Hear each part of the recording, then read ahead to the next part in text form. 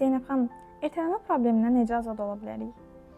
Ertələnmə bir çox insanın ortaq problemidir. Ertələmə problemi olan insanlar davamlı şəkildə görəcəyi işləri sonraya saxlayır. Sabah edərəm, sabah gedərəm, pəhriz saxlamaq istəyir. Hər zaman həftənin əvvəlini gözləyir.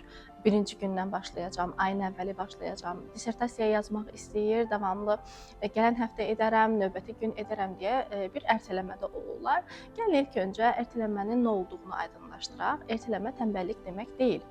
Əslində ertələnmə emosional müdafiə mexanizmidir. Beyin qorxduğu, onu sıxan, qeyri-müəyyən işləri insanı qorumaq üçün sonraya atır. Lakin bu qoruma üsulu əslində gizli bir zərər ertələnir.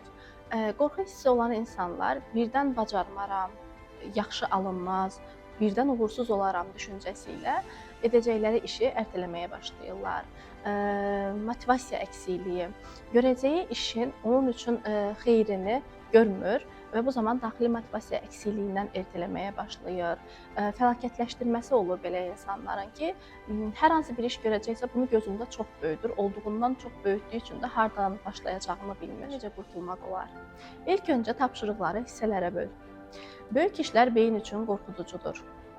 Mən məqalə yazmalıyam yerinə başlıq düşün, giriş abzasını təyin et, plan çıxar. Hər bir hissəni kiçik qələbə kimi gör. Bu beyinə mən bacarıram siqnalı verir ki, o da daxili motivasiyanızı artırır.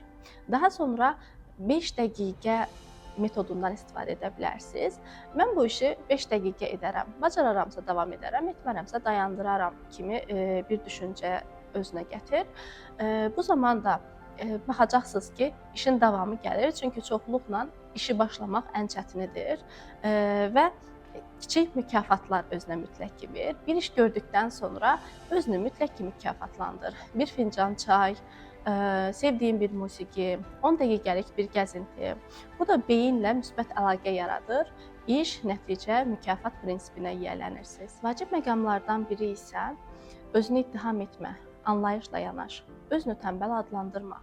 Ola bilər ki, yorğun ola bilərsən və yaxud da emosional olaraq həvəsin olmaz. Belə olduğu təqdirdə özünü tənqid etmə, anlayışla yanaş və növbəti iş üçün biraz daha motivə et.